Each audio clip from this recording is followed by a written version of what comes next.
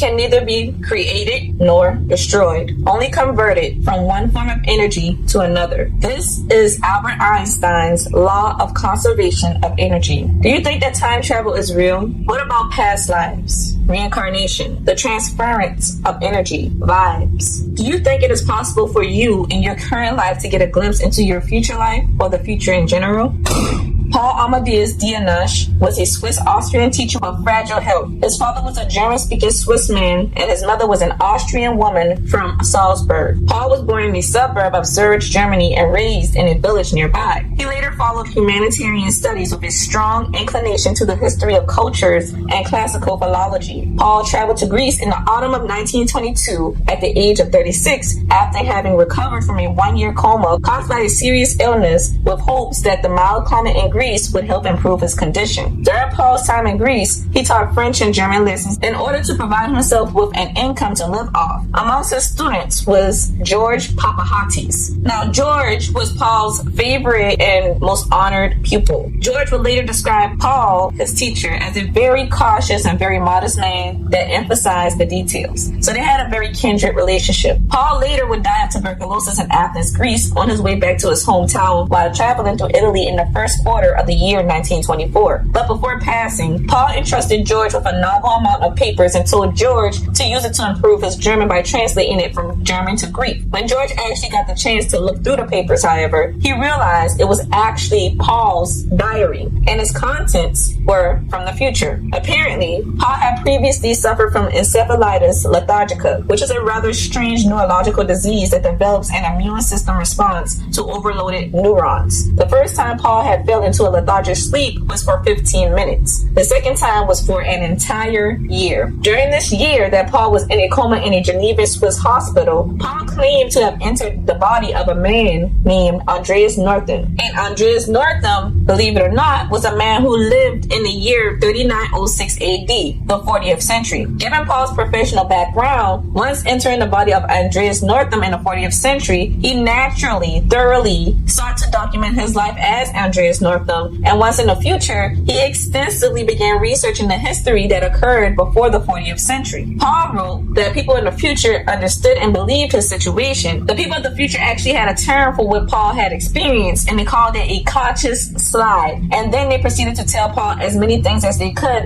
in relation to the historical events that took place between the 21st century and the 40th century. The only thing that they did not tell him in full detail was the exact story of the 20th century. In case that Paul's consciousness returned back to its original body and era, they believed it would be dangerous to let him know his immediate future and the future of his era in case it disturbed or altered the path of history in his life. Paul was, however, able to learn of the things that would occur at the end of the 20th century and learn the gist of what occurred during the 20th century. Paul's student George translated Paul's accounts in a book entitled Chronicles from the Future, The Amazing Story of Paul Amadeus Dienach. So, of course, upon realizing he was not in his time and not in his body, and coming to terms with the fact that all he knew and loved no longer existed, Paul especially began mourning over knowing his mother was no longer alive as he was in the future. He actually began to freak out to the point that he started choking, and he passed out after crying out for help when he found himself in the future, but in the hospital. He was later told that it is both true that his mother is naturally not alive in the 40th century as she lived during the 20th century, but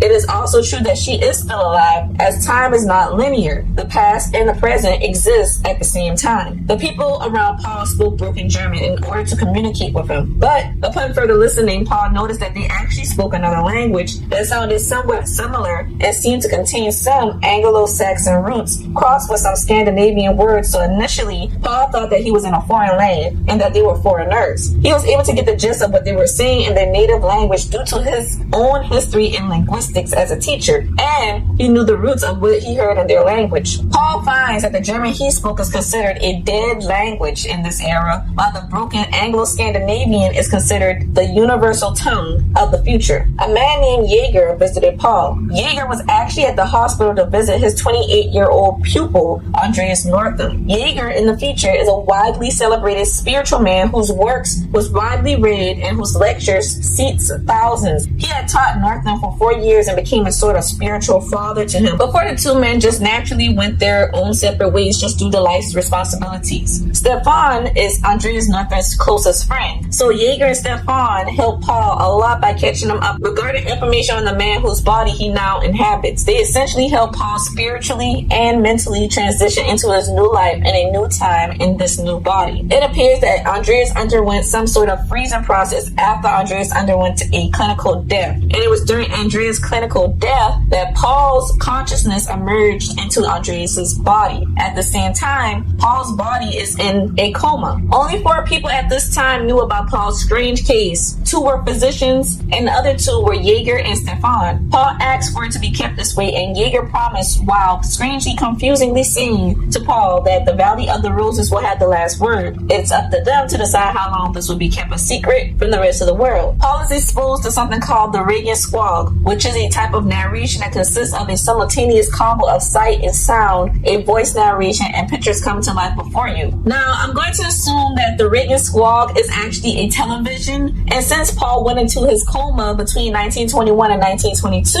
and televisions were not technically invented until 1927, of course, Paul had never seen such technology before. Jaeger advises Paul to dive deeply into the great spiritual paths that have now been open to humankind. The dating system in the future changes as well. It is 3906 AD, but in the future calendar, it is 1509. After Jaeger leaves Paul, Paul leaves the hospital and goes on with life as Andreas Northam. And this is what Paul Dienach discovers about the past, which is, of course, the future to us.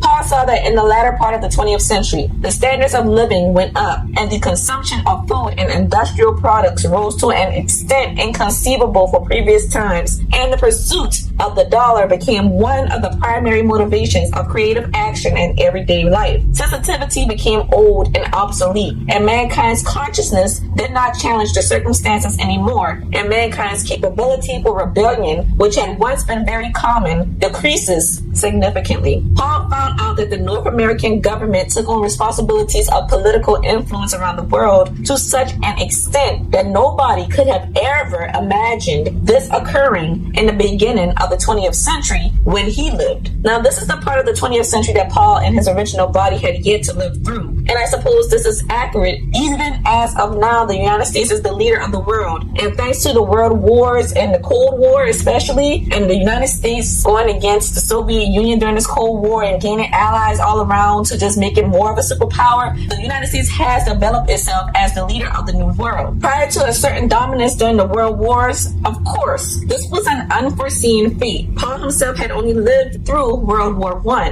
And to make matters worse, Paul finds that the automation of work is in the new large industries deprive people of time for reflection and moral self-control in the course of their life, creating a poverty of inner life and self. This, along with the stressful pace of life and many manifestations of the aggressive struggle for survival and the prevalence of a type of realism, is the means to the end of the 20th century. Basically, Paul sees that in the 20th century, at the end of the 20th century, people are in a rat race. They're so busy trying to chase the dollar, trying to survive, trying to pay rent, mortgage, all these bills, having to work multiple jobs, that at the end of the day, they have no time for themselves. They are not able to explore or experience the life as it should be and self-reflect and learn about themselves and explore spiritualism. None of that stuff. They're too busy worrying about work, bills, money, and also people lose compassion for the next person. And I will say, thinking about the end of the 20th century and right now, that is essentially where we are. So Paul's reflection in this sense is correct. In the future, the years between 2000 and 2300 AD are considered a period called the Dark Ages. During this time, humanity is still struggling with the problems of overpopulation, ecological destruction of the environment, economic inequalities, a horrible and inefficient monetary system, the lack of appropriate nutrition for all people, and local minor wars. People are living in this hastily race for atomic financial survival without time to look for their inner self and spiritual development. Paul calls the 21st century the materialistic century, where an era came in composing of zero sensitivity, zero concern for human values, zero noble feelings, unilateral technological progress without the necessary moral maturity of man. Everyone was only interested in themselves. Love, straightforwardness, mercy, and forgiveness was swept aside as a result. Society in this era becomes competitive, and people become indifferent to the means by which someone attains wealth, even if it was through immoral means. All people cared about were the results and the effectiveness. People lacked a conscience, and that was accompanied by a lack of common sense. This is an era where the thirst for power and domination prevailed. A time where making love was just superficial and without emotion and heartless, just a biological pleasure without spiritual backing. The influence of family and school in this era is reduced to a minimum. People were after life, intense activities, any kind of dynamic action rather than thorough meditation seems like a lost art in this era. Young people in this era lacked even the basic moral values and did not believe in anything, and the blame of it was the adults who had left them alone without a guide to find their own way. This occurs as a result of their parents in the rat race, because this generation's youth were raised by the parents who came up during the latter part of the 20th century when this rat race began to take its toll on society. This leads to a world of worthless idols such as actors, mimes, boxers, footballers, scruffy long-haired musicians, courtesans, and heartless tycoons instead of true heroes. Well, I will have to say, Paul, this is definitely describing the shallow world that I am currently living in, unfortunately. Paul continues by saying that as a result of the lack of faith in some ideals, people actually lose their inner balance in the 21st century, and it leaves a deep void. People suddenly become incapable of approaching a superior view of life and the world. The world of religion collapses, and a number of physicists argue that the scientific knowledge had came to replace the naive faith in goodness. People become complacent with the mess of society and simply chuck it up to sayings like things are what they are. Because in their view, life is an irrational flow of sequential events, a completely random biological evolutionary process without purpose, direction, or reason. Then came times when this disappearance of all faith in metaphysical heavens, combined with the exhaustive rhythm of life of the human robot, results in the appearance of distressing mental side effects on a grand scale of neuropsychiatric disorders and extensive suicides, and then a stage of people believing that life is meaningless. And with this comes the rejection of all religion and moral principles, leading to self-abandonment, and these times prevail for many years. Quick side note though, I will say that at current, we are actually living in a time where the awareness of mental health is most prominent unlike ever before in history. And this is widely celebrated because prior generations did not acknowledge mental health and illnesses, and we resort to religion to try to heal or cure disorders or ailments of the mind, which is a good progression. But I am also aware that in current times, us youth experience more mental issues as a whole in comparison to our previous generations. Midlife crises do not occur midlife anymore, but rather in the early 20s, and it seemingly never stops. The pressure of society is unlike it has ever been before. For example, the hardships of this generation's grandparents and even parents is not remotely close to this generation's hardships due to everything that goes on in society to this day, let alone the cost of living that rises when employee pay does not rise to an amount that would make one able to survive without the need to work a minimum of 60 to 100 hours a week at one job, or at 2 to 3 jobs, or at 2 jobs with 2 to 3 side hustles, which is very normal to do in this day and age. It's a bit much. It's a whole lot.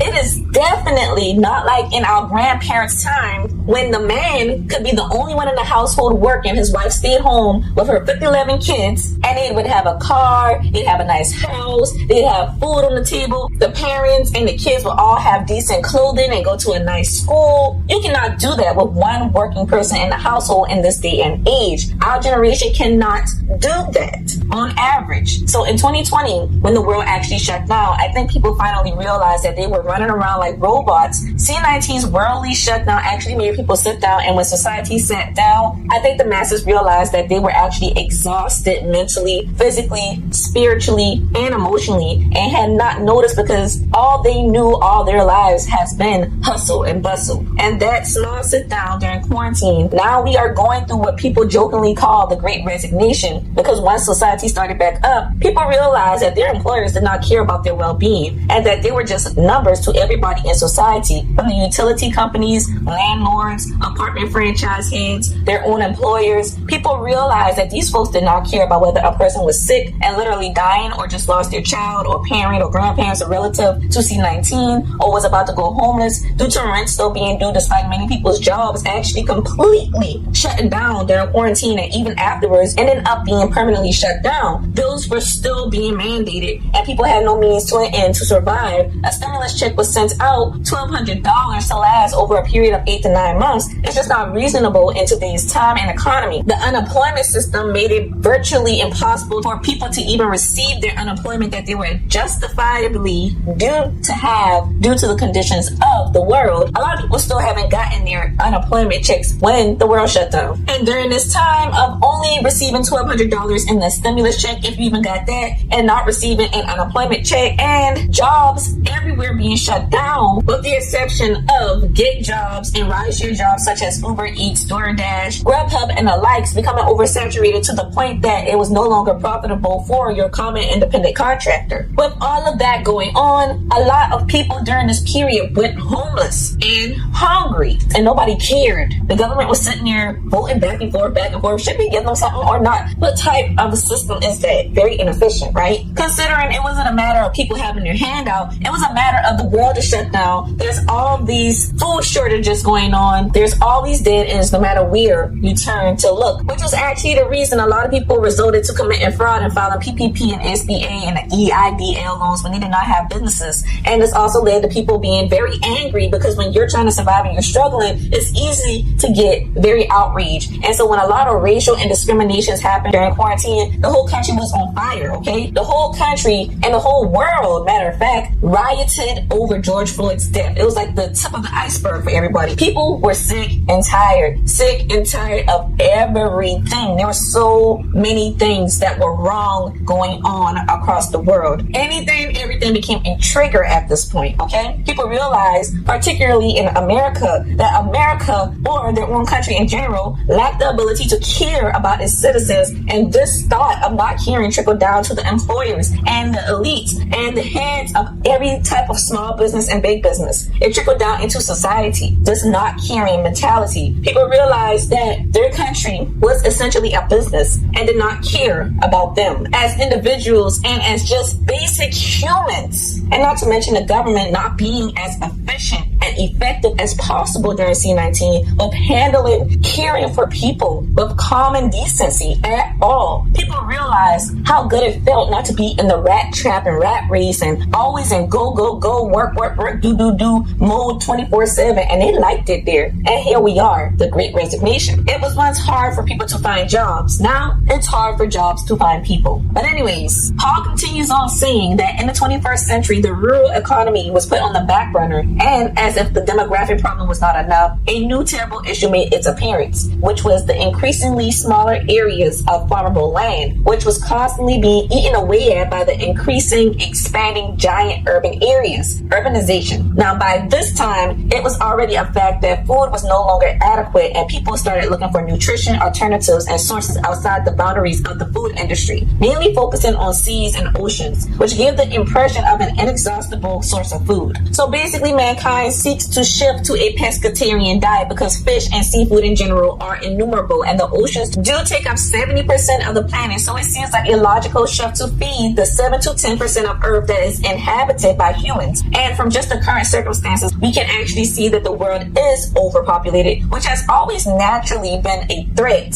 that nature curbed by sending a few plagues across mankind, along with famines and natural disasters. In this case, it was just one of the several birds used to kill one stone by way of mankind creating C-19 instead of letting nature do its thing. But nations are actually experiencing food shortages like never before. Grocery stores, even in America, have a drastic decline in stock. So according to Paul, extensive famines began to occur, especially in the poorest nations of Asia and Africa, and millions of children starved and died due to poverty. But eventually, even the industrialized countries of Europe faced hunger, and because of this, social and political upheavals occurred frequently. It is during this this time that Paul does note that the Baltic people, together with the Slavs, Scandinavians, Germans, Latinos, Greeks, Walloons, Flemish, the Anglo-Saxons, and a part of the Indians from India and the Israelis have a common stance regarding arguments concerning humanism in regards to food sufficiency, the lack of adequate space, and overpopulation. Meanwhile, people of color find themselves at a disadvantage in all the confrontations regarding issues despite outnumbering other races, and this is because they once had faith in international laws and had left their strongest weapons in the warehouse of a central federal authority. Look at the gun laws that are trying to be forced on us today. And another cause of people of color's disadvantage during this time is going to be the inability to effectively cope with the new discoveries in the field of mass destructive weapons and the scientific conduct of war. However, things in the mid 21st century to late 21st century get so bad that Paul says that the days when whites saw only the person behind black and yellow skin while hypocritically preaching all men are created equal will seem like a dream to the people of this time who now faced hunger and overpopulation.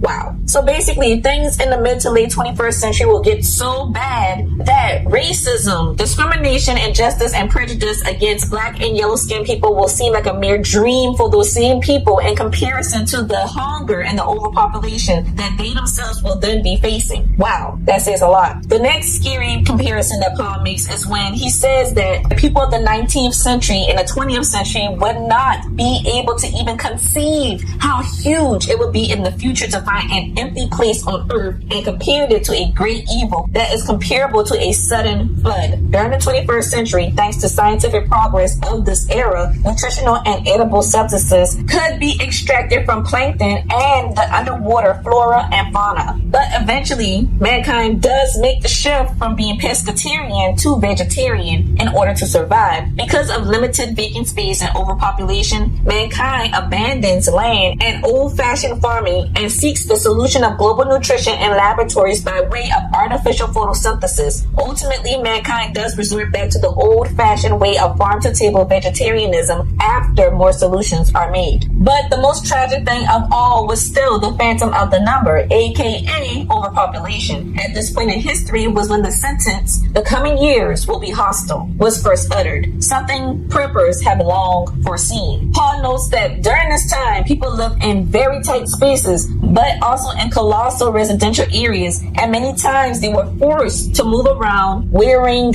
masks because of the polluted air. This is essentially Earth being so overpopulated, mankind resorts to building vertically instead of horizontally. High-rise apartments versus the traditional suburb full of homes. So people actually chose to rather crowd together in overpopulated cities instead of resorting to residing in countrysides full of nature, and even began building wide air bridges called rums that served as roadways that lined the skies high above skyscrapers. Kind of like the Jetsons cartoon depicted, but in real life. And during this era, Paul is referring to C-19 when he states people are wearing masks because of the polluted air. And as a consequence, the public becomes angered with the Roman Catholic and Protestant churches, saying that because they live in the clouds and forced old perceptions that they directly contributed to overpopulation due to their lack of legislating institutions for effective birth control and monitoring demographics. Paul continues on saying that at the same time on Earth, the first serious and somewhat positive universal efforts were made to strike down the monster of disorder due to the absence of absolute individualistic freedom, which has tormented human societies for centuries at this point, and in many forms, coming in forms such as political disorganization, fights over sovereignty, military rivalries, the plundering of national economies, demographic anarchies, and the likes. These are the many schisms and prejudices and ideologies that divide society and were being fought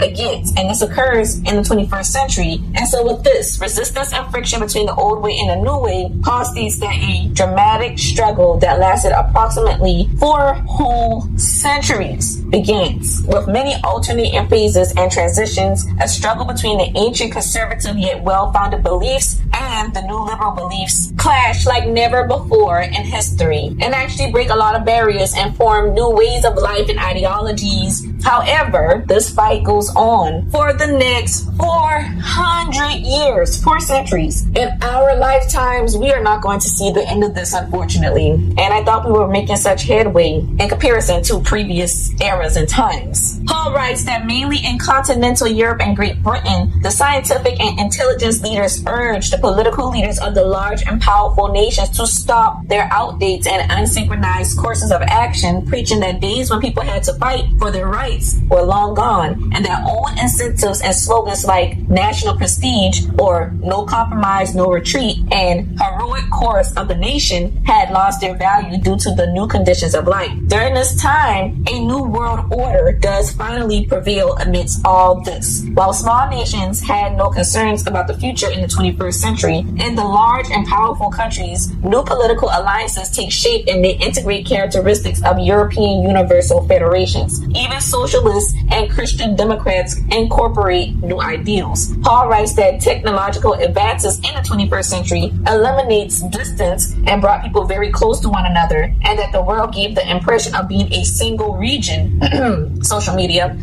But the world is still politically disorganized at this point and still waits for the legislators and the powerful politicians with global authority to permanently lay down the rules for the organization of the planet. At the same time, mankind now has weapons of mass destruction in his control, which was priorly unknown and inexistent in earlier times. This rapid technological acme, however, was not in line with the corresponding moral maturity and rationality of mankind. There was no internal law, no law of spiritual culture, which was needed as a guarantor of law and order. So basically, while studying, Paul is saying that mankind in the 21st century is not mature or responsible enough to wield such powerful technology and responsibility, and will basically become bullies amongst each other because of this newfound power. Allow me to explain something very briefly. World War II ended in 1945. After that came the Cold War, which lasted from 1947 to 1989. And it's called the Cold War because the United States and the Soviet Union never officially declared war on each other. Long story short, these two powers were at odds and they sought out allies to help them gain dominance in the world and would contribute and aid the countries that became their allies. And it was a symbiotic relationship, so it was beneficial for both the superpower and the ally. The United States represented capitalism, the Soviet Union represented communism, and those who allied with them agreed with the respective countries' political ideals. So these two became superpowers, and the countries who sided and allied with the United States became defined as first world countries. The countries who allied with the Soviet Union became defined as second world countries, and the countries who were neither partnered nor allied with either the United States of America nor the Soviet Union were called third world countries, and were predominantly developing territories in Asia, Africa, and Latin America. Now, in reference to this horrible 400 years, starting with the 21st century on, this is what Paul says, that wars began to occur. He notes that smaller nations were comfortable with their old societal formations and had their own internal issues to worry about, so they were the last to adopt the new forms of organization. So this is probably referring to third world nations not being in political and societal chaos because they never entered it in the first place. The great powers during this time, however, which had came to the forefront in the 21st century, struggled to understand each other, and there was constant disputes about the distribution of the new universal income, with each part never believing their share of it was fair. The economic wars were usually followed by armed conflicts. In the end, they only used the old conventional weapons since the separatists had no access to the forbidden ones. But this did not prevent the conflict and extensive wars with mass casualties that threatened universal freedom and lasted until the end of the 24th century. For 4 whole centuries, sometimes the French or the Anglo-Saxons, sometimes the Germans or the Slavs revolted for autonomy, all with the same objective, which was to take the lead from then on in the historical course of mankind. In another field of life, Paul states that the 21st century was marked by the first test flights with destinations to the nearest alien lands. Look at all the wealthiest men racing to space and seeking to colonize Mars. Look at Elon Musk and Jeff Bezos. Within the past few years, it has become very apparent that people have been racing to get the heck from off the surface of Earth.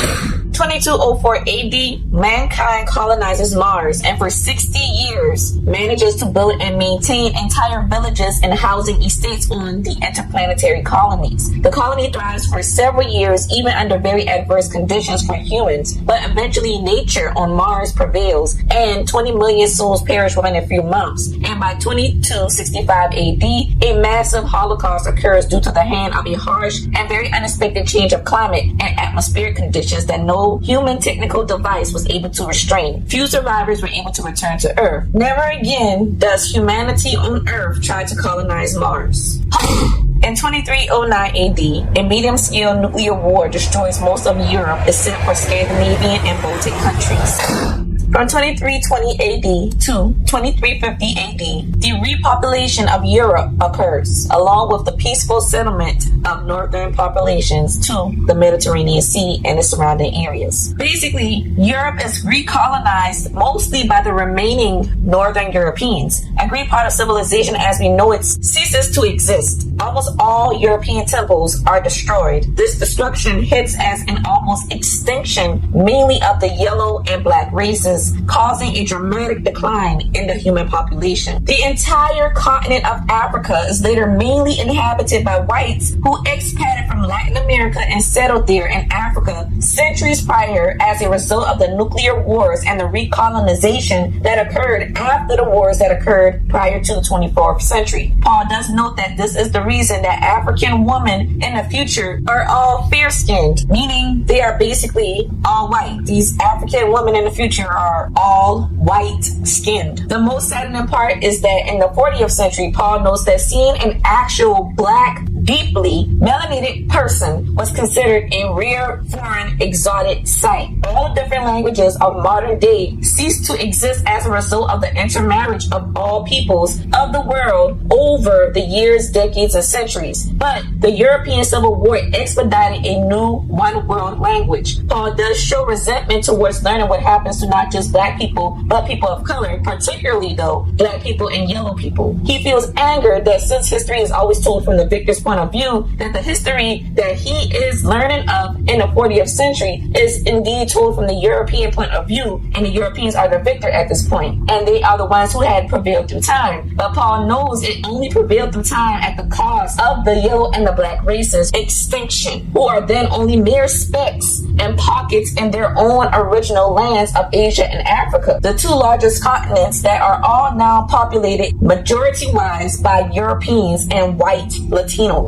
To see such a flip in the hues and the near extinction of these people, these black and yellow people, in such large lands is indeed saddening. During the 20th to 24th century, however, the white race conquers all of the continents. The Semites make up about 120 million Israelis. Most are Christianized, and they develop a high-level technoculture in Southwest Asia with the Holy Land of Israel as its center. Latino populations, mainly from South America, colonize nearly all the central areas of the African continent. Artificial air conditioning makes the Arctic regions warm, and the Arctic is dominated by a brotherhood of Russians, Norwegians, Anglo-Saxons, and other Baltic nations such as those from Finland, Poland, Denmark, and Canada. And Antarctica has a more temperate climate thanks to human intervention and is colonized mainly by white South Africans, Australians, and New Zealanders. Eastern Asia is occupied almost exclusively by Slavs who had came from the north, the descendants of North Americans from the western states, and by a medley of Europeans who could now fit more comfortably in all the fertile valleys of East Asia. When it says that Eastern Asia is occupied almost exclusively by Slavs, this relates to the people who come from Russia, Ukraine, Belarusia, Poland, Czechoslovakia, Serbian people, Bulgarian people, Serbian people, Croatian, Macedonian, and Slovene people. So basically people from the northernmost parts of Asia and Europe are also called Slavic peoples. These people, along with the descendants of the western states of North America and also a medley of Europeans who could now fit more comfortably in all the fertile valleys of East Asia, these people become the mass majority of occupants in East Asia. during this era. Meanwhile, Paul states that several millions of Indians live in the highlands of the center of Asia in the Himalayas and Tibet. In the Mediterranean, the people of Turkey retreat to Lake Van in Turkey. The Greeks re-inhabit Asia Minor since their country as well as North Africa has been evacuated. But North Africa is later resettled by Italians as soon as life there is possible again. For reference, Asia Minor is Italy, Greece, Albania, Macedonia, Bulgaria, Turkey, Egypt, Libya, Israel, and Lebanon. So according to Paul, the Greeks leave Greece and inhabit Asia Minor. I'm going to assume that they do not go migrate into Macedonia nor Albania, which are so close to Greece, but instead go to inhabit the other parts of Asia Minor, such as Italy, Bulgaria, Lebanon, and Israel, but do not relocate to the other countries of Asia Minor, such as Libya and Egypt as well, because those are countries in North Africa, which was evacuated due to the nuclear war that occurred in Europe that made most of the European lands, except for the Baltic and Scandinavian regions, inhabitable for a period of time, which is why everybody was relocating to Asia Minor in the first place. However, North Africa is later inhabitable, and at that time it is settled by the Italians. I do want to note, in reference to the extinction of the black and the yellow races in Asia and Africa being populated majority-wise by white Europeans and white Latinos, meanwhile indigenous Africans and Asians are extinct, basically considered a rare sight. So I do want to note that in today's time, I do think that blacks and Latinos, Afro-Latino or not, are interbreeding by large percentages. As a matter of fact, blacks and all races are interbreeding at an exceptional rate right now as we speak. So I do believe that another large reason that finding an actual black person will be hard to find in the future is because already in today's time, most people are mixed with something or have children who are mixed and look ambiguous already. Look at Generation Alpha. Once Generation Alpha grows up, one can assume they will continue to interbreed outside their race and culture with other mixed children. Generation Alpha predominantly looks mixed, okay? So I'm just saying that this will ultimately change the face of black people as a whole. So I do think by the end of the 21st century, the stereotypical look of a black person will be vastly different from Paul's early 1900s stereotypical knowledge of how black people look. As even in 2021, it has changed from the early 1900s. Not only that, but it is known that in the Latin American world, the culture of lightening and whitening the race is indeed a thing. A sad thing, but nonetheless, it is a mindset that exists and is taught and is common. So from that, I can definitely see how one thing could lead to the other. As in, because of the effect European colonization had on the entire world, people of color in the Americas, in Asia, and Africa are conditioned that white is better, white is right, and that lightening their race is the right thing to do, and it is occurring already. Just look around you. So it is not unimaginable that in a century or two, Afro-Latinos will no longer exist. Black Americans who will go from being black people to predominantly a phenotypically mixed race of people, eventually white it out, and then these groups will migrate to Africa and change the phenotype and the complexion of Africa by large. And East Asians also endure the effects of European colonization and being white-skinned as being better already. So of course the same thing will occur with them, and by the time this European nuclear war occurs, they will of course interbreed with the remaining Europeans who migrate into their countries seeking refuge, as will the Africans who are now white. And ta-da, by the time of the 40th century where Paul went to, there are barely any more people of color, let alone actual deeply melanated black people. Like I said, just look at the children that exist right now in 2021. I'm talking about like your little 5 and 6 year olds, your Generation Alpha. Most of these black Generation Alpha kids are light-skinned, ambiguous looking. There's not a lot of chocolate babies anymore. Why? Because Generation Alpha's parents are millennials and Generation Z. The millennials and Generation Z, we broke a lot of social and racial barriers when it came to the people that we interbred with, we married, that we had children with. And hence, there are not a lot of pure chocolate babies anymore. There's just not. There's not a lot of unmixed people in general anymore. And if these little ambiguous and light skinned and mixed babies mix with somebody white, then you get somebody like Meghan Markle, who people can't even differentiate between being mixed and being white just based off how she looks. I thought the bitch was white! God damn it! I thought the bitch was white! Fuck!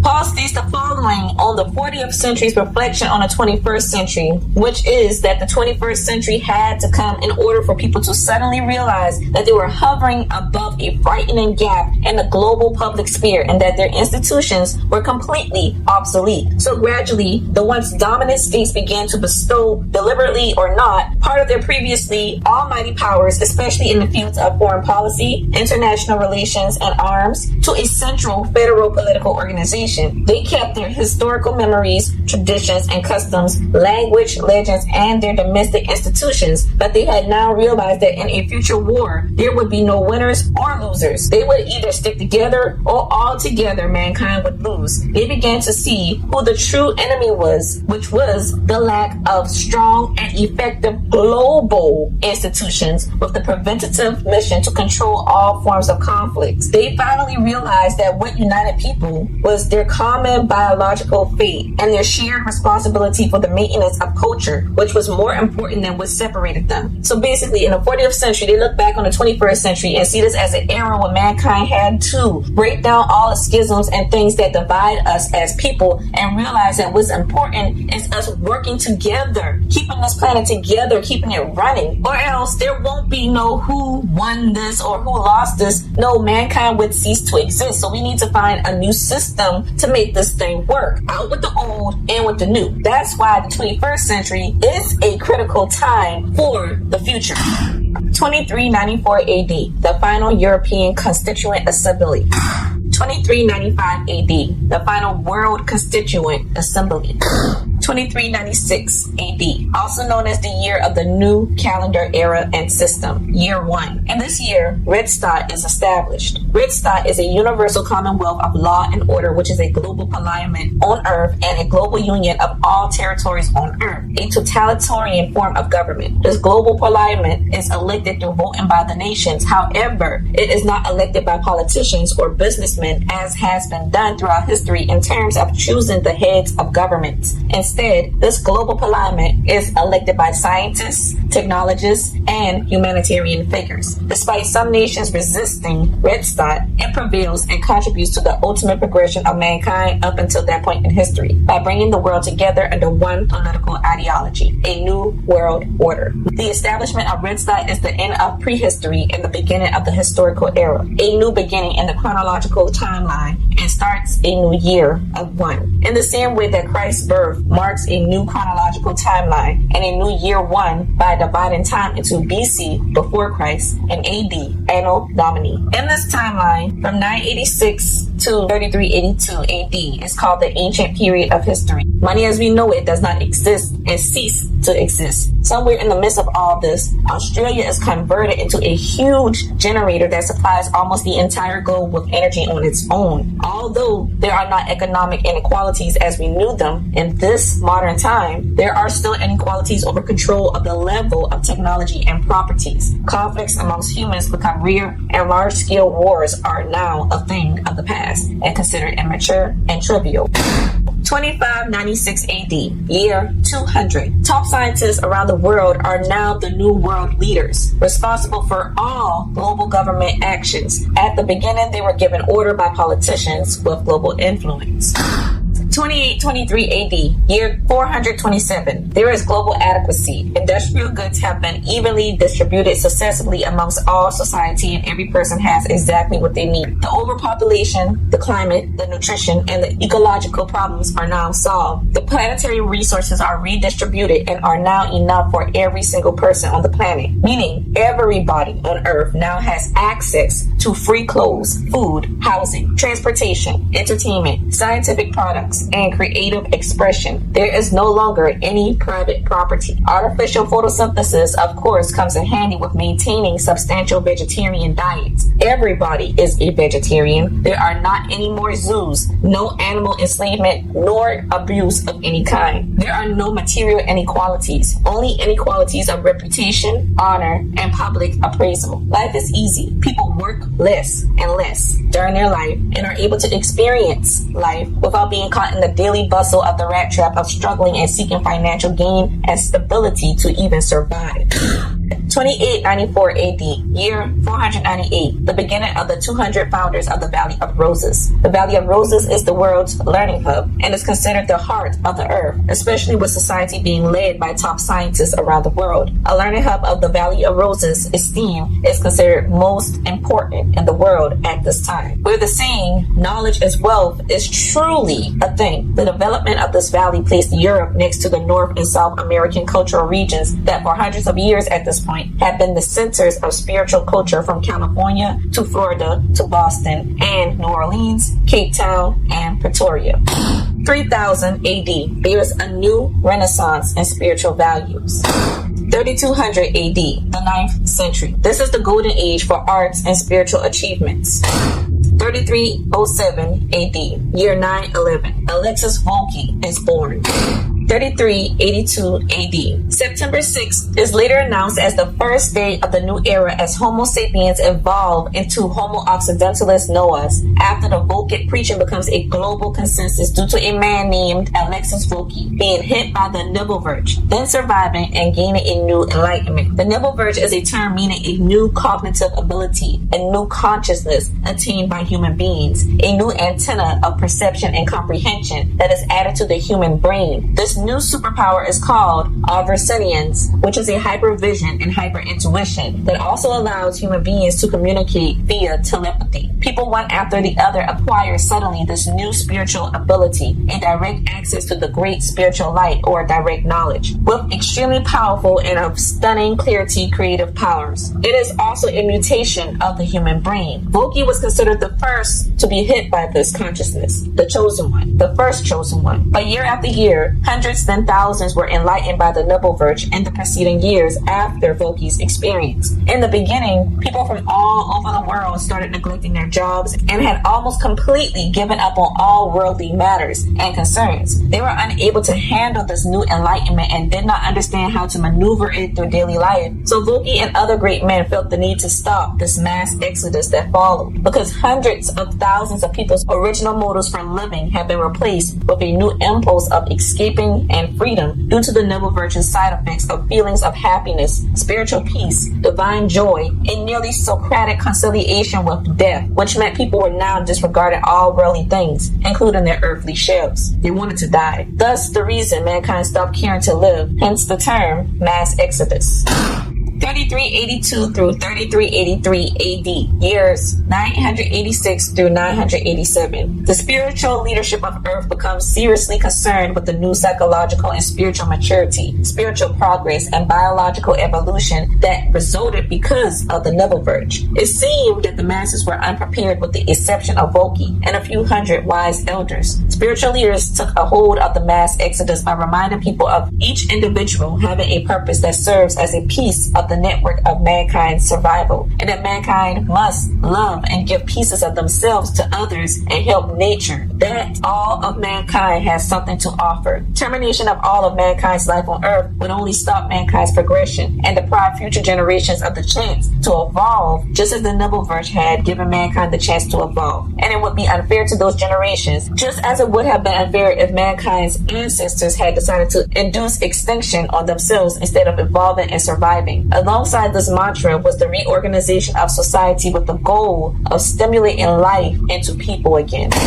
3392 AD, year 996. Alexis Volkey dies at the age of 86 years old. 3400 through 4000 AD. A new golden age comes into humanity after almost 1000 years of a dark age. Now, in the global government are not any more scientists and technocrats. Instead, there are universal creators, which are personalities that combine simultaneously the qualities and abilities of philosophers, artists, scientists, mystics, etc. Everything in society is free: clothes, housing, food, transportation, etc. And there is no longer any private property. and the only inequalities in society are of honor and reputation. Gold is considered useless, while knowledge and wisdom are considered wealth. Gold is but a reminder of being a source of human suffering during the dark years, and all the gold left in the world is inside of one temple, and is nothing but a symbol of peace. People do not count the success of their lives with the technological and material standards of living anymore, but mainly with their emotional, mental, and spiritual development and self-improvement. People only work 2 years in their entire lives. The population of Earth is less than 1 billion people, and there is an abundance of products for a decent living for everybody. The laws in society are radically reduced to very few, as only the negative or criminal intentions of individuals in the society are almost absent, meaning people with criminal mindsets are 0 to none during this time. And after the Vulcan revelation, religions are regarded to be akin to fairy tales, something that is a comfort and alleviation. It is said that the need for salvation is the reason that religions were established in the first place, that men feel that life is impossible without a religious feeling.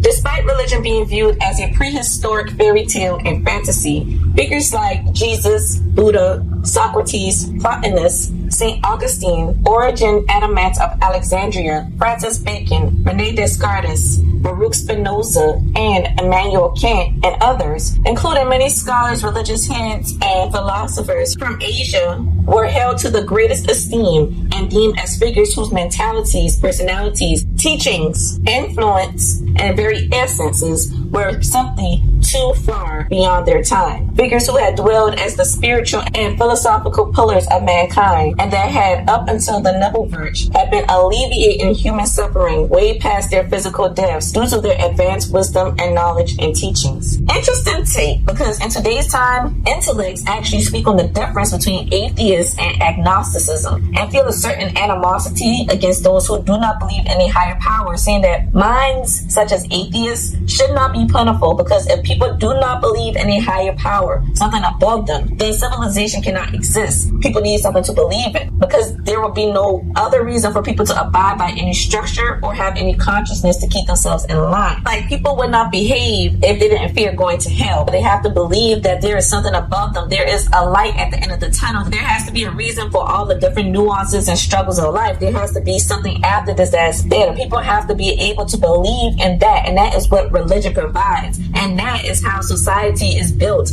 Slaves were thinking about the end game, like, yeah, we're going through hell on earth, but after we die, we are going to heaven. Those first will be last, and those last will be first. I will turn the other cheek and endure all this pain from this other person, because at the end of the day, when I die, they are going to hell, and they're going to be punished, and I am going to heaven, and I'm going to be in eternal peace. That type of thinking is what religion provides, a comfort. So it's funny to me that when the Nibble Verge consciousness evolved into the human brain and consciousness, people seemed to give up on life entirely. People wanted to kill themselves. They called this the mass exodus, because people no longer saw a purpose in life, because they realized that religion was not real. Everything that they knew was not real, basically, because people build their whole entire lives around religion, the way they walk, the way they talk, the way they conduct themselves, everything. So to lose that, it's kind of like losing yourself. And they actually lost their minds, which is why it was called the mass exodus. They wanted to just cease to exist. But continuing, Paul says that during this time, people are also no longer afraid of extraterrestrials, nor in the dark about extraterrestrials. Mankind knows all about the neighboring planets and the few neighboring planets that have life on them being inhabited by intelligent and spiritual beings that lack the instinct of domination and lack the concept of conquest and expansion. These extraterrestrials have a higher view of and better respect for life, and they are harmless to humans. They could have pursued contact with humanity thousands of years ago with their technology, but did not, because they were aware that mankind did not want any contact or relationship with them, not even a peaceful one. So they preferred watching mankind and studying mankind to satisfy their thirst for research. The only times that they did contact humans was when they felt that mankind was in danger of extinction because of mankind's own immaturity and inability to handle the tremendous power of nature that mankind had unlocked. During this time, these extraterrestrials apparently come to Earth, teaches mankind, then disappears again. It sounds like what the ancient indigenous peoples around the world tell of love when they mention extraterrestrials, aka their gods, coming down to Earth and what they did for them. There was a peaceful relationship most of the time. History does indeed always repeat itself, proving once again that our ancient ancestors were very much more evolved than us. But anyways, continuing, flying discs are in use, but a new form of transportation is introduced that involves field gates, which are basically like portals between the physical and spiritual realms, in which material vehicles and their occupants are raised to a finer, non-physical vibration and then moved instantly to another location in three-dimensional space, then rematerialized. Spiritual technologies such as this are introduced to Earth by other galactic civilizations, aliens. Now that humankind is ready, as more and more people become telepathic, science takes tremendous strides and the mass population is exposed to there being an internal sun and atmosphere inside the interior of Earth that spans billions of years of existence. Cities are built inside of Earth's interior, aka Hollow Earth is no longer something considered a crazy conspiracy when scientists and the most intelligent people on Earth in the future deem it as real. Continuing, in medical science, pharmaceutical drugs only play a very small part. Instead, they are replaced by sound, color, light, and meditation therapy. And planetary languages are developed based on three-dimensional inner vision images that are projected mentally without sound, writing, or internet. I like the sound of that.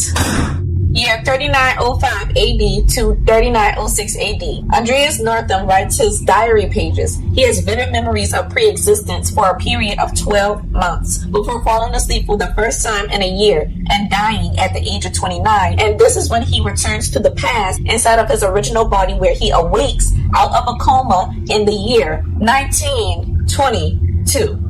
George Papahasis gradually translated Paul Dienach's notes with his not-so-perfect German over a period of 14 years from the years of 1926 to 1940, mostly in his spare time and during summer breaks. World War II and the Greek Civil War delayed his efforts of spreading the amazing story that landed on his desk all those years ago. On the eve of Christmas in 1944, George Papahasis was staying with friends at a house which was also used and occupied by the Greek army. When the soldiers caught sight of Paul Dienach's notes, which were of course in German, they confiscated them because they considered them suspicious. They told Papahasis that they would return them only after they had examined their contents. They never did, but by then George Papahasis had already finished the translation. George Papahasis tried to track down information about Paul Dienach by visiting Zurich 12 times between 1952 and 1966. He could not find a single trace of him, nor any relatives, neighbors, or friends. Paul Dienach, who is thought to have fought with the Germans during World War I, probably never gave George his real name in Greece, a country that had fought against the Germans. After the end of World War II and the Greek Civil War, George Papahasis gave the translated diary to some of his friends, who were Masons, Theosophists, professors of theology, and two anti-Nazi Germans. And after that, when everybody realized what they had in their hands, this diary was kept within a close philosophical circle and in the Teutonic Lodge, in which he was a member. Yes, George Papahasis was a Mason. The book was taken very seriously by the Masons, who did not want this information to spread into larger circles. They considered this book to be almost holy, containing wisdom about the future of humanity, and better kept only for a few. Finally, after strong disputes, George Papahasis decided to publish Paul Dienach's diary. It was during the period that Greece entered the hardest phase of the 7-year dictatorship in 1972. Strong protests from certain church circles, who considered this book to be heretic, and the fall of this dictator a year later condemned the first edition to oblivion. No one was interested in the future when the present was so intense and violent. All these factors, along with the difficult language and the rough style of Paul Dienach's notes, which mixed together elements of his past along with his experience of the future, made this diary even more difficult to understand. Only a few had the time, patience, and knowledge to decode the secret knowledge that lay encoded within almost 1,000 pages. Another edition followed in 1979 in Greece. However, again, the book disappeared, and it was hardly mentioned again apart from the few that already knew of its existence. After all the silence, George Papahasis died, and his family did not wish to carry on with his work. 22 years passed before the diary was picked up again by Radamathus Anastasakis, a high-ranking member of the Masonic Lodge in Greece, who decided to publish this book on a small scale, exactly as it was previously written. While George Papahasis was just a student at the time of receiving Paul Dienach's diary, he went on to become a very respectable man of his era. He was vice president of the European movement, the National Council of Greece, the founding member of the Greek Philosophical Society, and a professor of philosophy and culture. He risked a lot in publishing Paul Dienach's work, and this on its own reflects his unwavering belief in its authenticity. Having read Paul's work, The Chronicles of the Future, for myself, I will say I do recommend checking it out. Personally, I found this book one of the worst book I have ever read. Of course, I say worst because as a black woman myself, it is very disheartening and frankly scary that black people will cease to exist in the future. However, I do not think that what Paul wrote was some kind of comatose fantasy, and just from being aware of the world around me right now, and even just before reading this book, I could foresee the direction our world is headed in currently, and it does align with what Mr. Paul himself recalled from the 40th century when he peered back on what's going on in the 21st century. I can only envy those who live in a world like the 40th century. However, I always think, what would happen if there was no colonization, if people weren't prejudiced, if there weren't all these schisms that divide us in society? What if there wasn't any money? Who created this? Like, this world is so beautiful. Why can't we just experience it? Why we gotta just exist? What's up with this rat race? Why can't we just love each other and harvest crops, take care of the planet takes care of us? Kumbaya, right? Of course, when I say these things, if I say these things out loud, I would sound very naive, because what kind of thinking is that, right? I'm such a earth-loving, tree-hugging, free-spirited person, and being trapped in the 21st century, let me just say this: I hate it here. But apparently, in the future, there would be a place for people like me. Now, apparently, there is a 1,000-page version. I was not able to obtain it, but I was able to obtain the 396-page version called The Chronicles of the Future, The Amazing Story of Paul Amadeus Dienach. I definitely recommend checking this book out. It is definitely a very, very good read. And that concludes this video. Thank you very much if you made it to the end. More discussions of conspiracy theories or odd and unusual things that happen on this planet or in outer space or anywhere, please like, comment, and subscribe. I will not let you down.